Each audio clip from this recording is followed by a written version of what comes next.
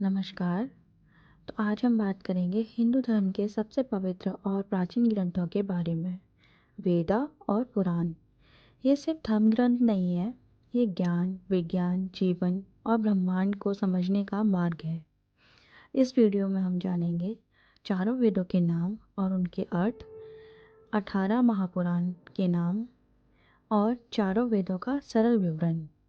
सनातन धर्म के रहस्यों को जानने के लिए आप हमारे साथ अंत तक बने रहिए।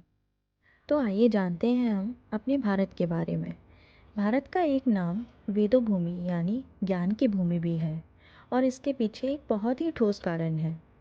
अगर हम इस्लामिक आक्रमण और यूरोपियन उपनिवेशों के बहुत पहले का इतिहास को देखें तो भारत उन चुनिंदा सभ्यताओं में से एक रहा है जिसकी उस समय की शिक्षा प्रणाली बहुत ही उन्नत थी।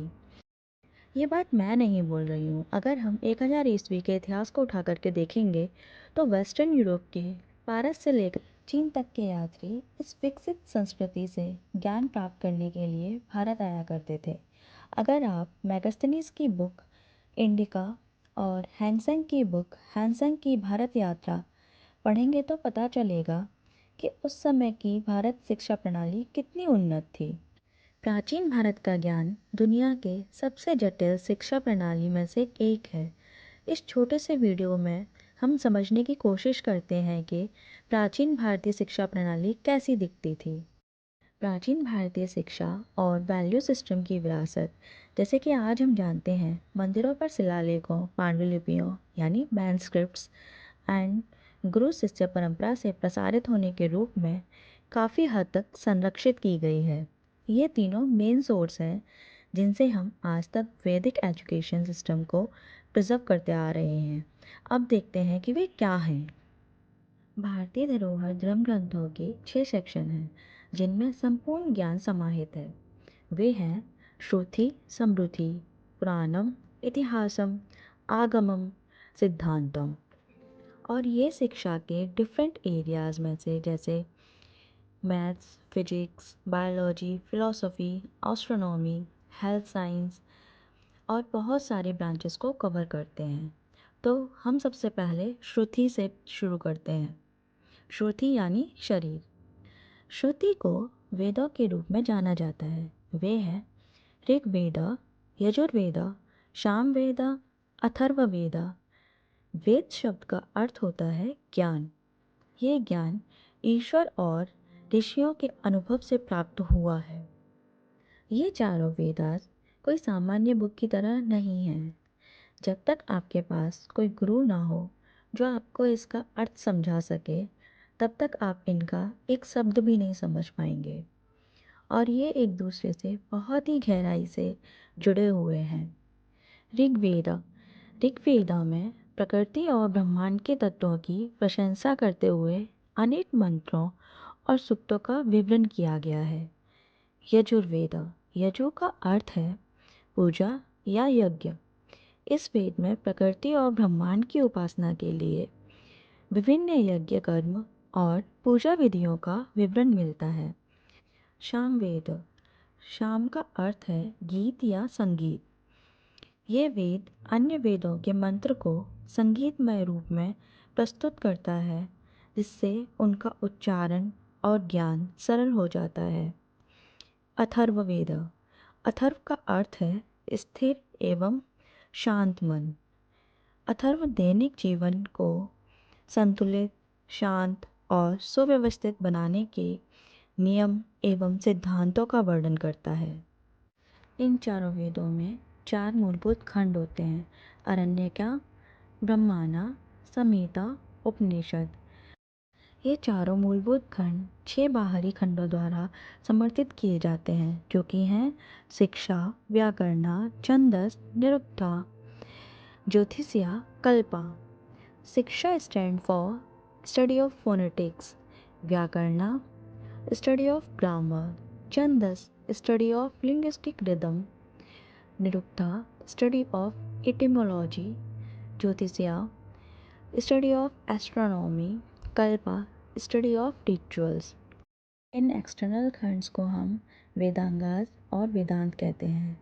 चारों वेदों के 4 उपवेदास हैं: वे भी जीवन विज्ञान का अध्ययन है। ऋग्वेदा का उपवेदा है आयुर्वेदा।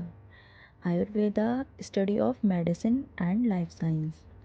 सामवेद का उपवेद है study of music, art and dance.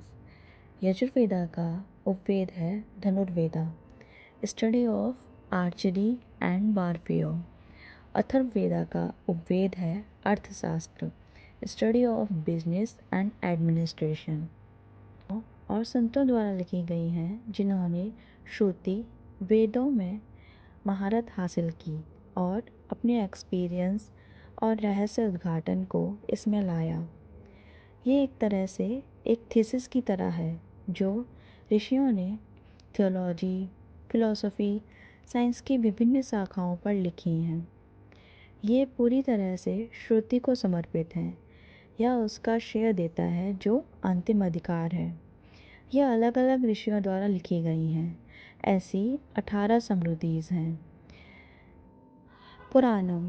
पुराण एक ऐतिहासिक दस्तावेज हैं जिनको अक्सर पौराणिक कथा समझ लिया जाता है, लेकिन तथ्य ये है कि ये एक ऐतिहासिक दस्तावेज हैं जिनमें 10 डायमेंशंस हैं। सराग्रह, history of creation of cosmos, और ऐसे 18 पुराणाज हैं जो एक ऋषि श्री वेद व्यास जी द्वारा लिखे गए हैं। वे हैं ब्रह्म पुराण, पद्म पुराण, विष्णु पुराण, शिव पुराण, भागवत पुराण, नारद पुराण, मार्कंडेय पुराण, अग्नि पुराण, भविष्य पुराण, ब्रह्म वैतर्य पुराण, लिंग पुराण, वारा पुराण, स्कंद पुराण, वामन पुराण, कूर्म पुराण, मत्स्य पुराण, गरुड़ पुराण, ब्रह्मांड पुराण। इन पुराणों में ज्ञान अतुल्य है। इतिहास का उच्चारण इस प्रकार है जिसका अर्थ है इस प्रकार हुआ।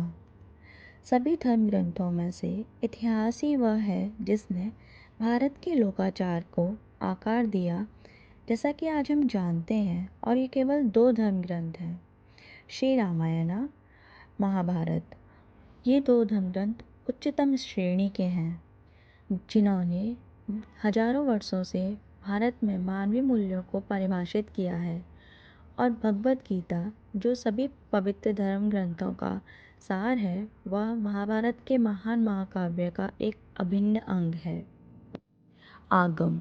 आगम धर्मशास्त्र, ज्ञान या मानसा संधियाँ हैं और मंदिर निर्माण के स्थापित सिद्धांतों का भी वर्णन करता है। मूल रूप से ये मंदिर निर्माण की आवश्यकता और मंदिर में अनुष्ठानों की व्यवस्थित करने की आवश्यकता के नियम हो सकते हैं।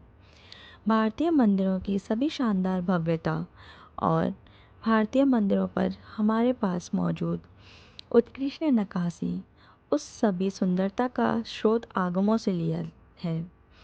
फॉर एग्ज़ाम्पल, शिल्पशास्त्र ज्ञान की वह शाखा है जो मूर्ति कला से संबंधित है, आगमों से है। सिद्धांतम। सिद्धांतम का मतलब है विज्ञान और प्रौद्योगिकी के बारे में विभिन्न सिद्धांतों का एक समूह। ये शास्त्रों का सबसे दिलचस्प हिस्सा है। For example, astronomy and cosmology में ही हमारे पास 18 सिद्धांत हैं जो ग्रहों की गति, ज्यामितिक सिद्धांतों और त्रिकोणमिति और बहुत कुछ के बारे में अलग अलग विवरणों के बारे में बात करते हैं। इस श्रेणी में हमारे पास विज्ञान और प्रौद्योगिकी के क्षेत्र में बहुत सारे शास्त्र हैं।